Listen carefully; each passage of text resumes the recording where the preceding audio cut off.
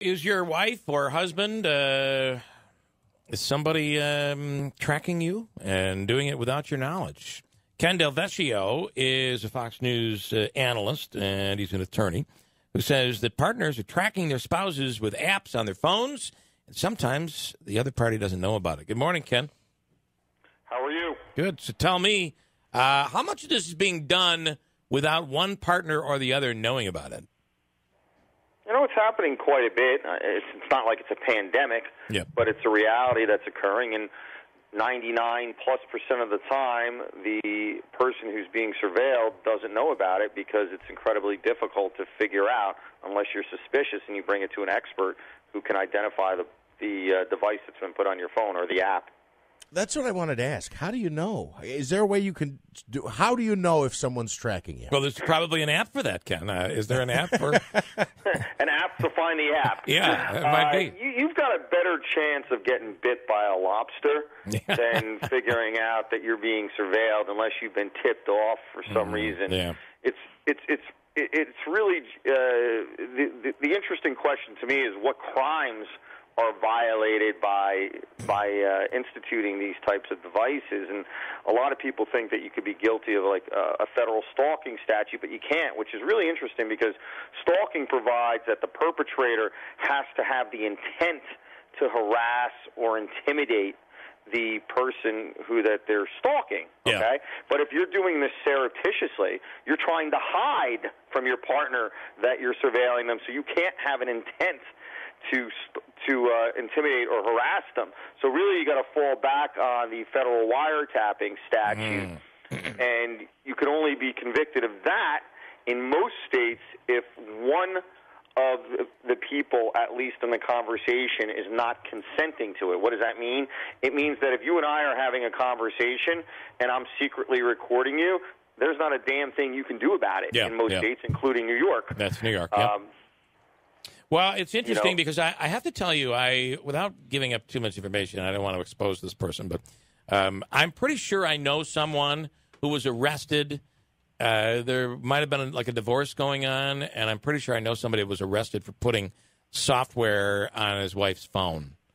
And so I guess you can be arrested. Can that charge hold up in court, right? It can. Because in that circumstance, what I was leading into is when the person's putting that software on the phone and they're recording them, they're not a party to the conversation. They're recording, let's say, the wife and a boyfriend on it, and neither one of them has consented to them. So in every state, that person is guilty of wiretapping. Now, do these apps, do they record phone conversations, or do they do everything? Texting, conversations, the whole nine yards? It depends on the app. Yeah. But there's some of them that will get all of it. And by the way, the manufacturers, for distributing them, just manufacture them and even advertising them under Section 2512 of the Federal Code, they could be in prison for up to 5 years. Usually they're not going to get 5 years for it, but they're convicted. They're guilty of a crime as well. Let me ask you this. So I'm going to start up a new business, and it's called Protect Your Children. Wink, wink. Okay, now you're going to be able to put this app on your kids, which I think some of these phone companies actually already have that, where you can turn on side of this tracking and see how quickly they're driving, et cetera, et cetera. Can you do it to an underage kid? That's an excellent question. The answer is yes.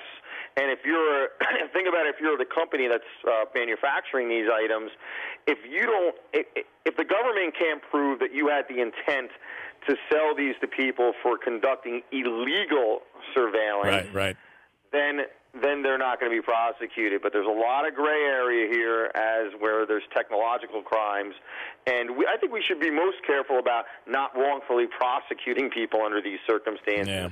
Only prosecute the people who are really engaging in true wiretapping. I was going to ask you, can a lawyer make a case that a teenager is being harassed? There's some violation by a parent who is overprotective, overwatchful, looking at texts, emails. Well, things where like it gets really tricky is if they're split up, and there's a custody issue, or God forbid they're in the middle of a family court, and one parent. Wasn't there just recently a case where the father took the kid's phone away and the mother had him arrested for it? I mean, it can get a little tricky and crazy. Look, I'm also a former judge, and if somebody came to me with a request for a warrant to see somebody's phones to determine if this type of activity is going on, I would not grant a warrant under circumstances where it involves a parent and child. That's overreach. And speaking of if you were a judge, I just want your quick opinion on this story that came over the weekend. Mom in St. Louis suing her son's high school because he didn't make the varsity soccer team. What do you think? How would you handle that if that came on your bench in your court? Dismissed. Thank you. Complete and utter and total garbage. You got to make the team. You got to have the goods. And sometimes things are unfair in life, and we're giving too many trophies to people who don't deserve them. Okay, I'm glad you said that, Ken. No, that's not true. We all deserve a trophy in life, okay? Ken we're all winners, Ken. Ken Del Vecchio, thanks so much. We appreciate your time. My pleasure. All right, Take have care. a great day.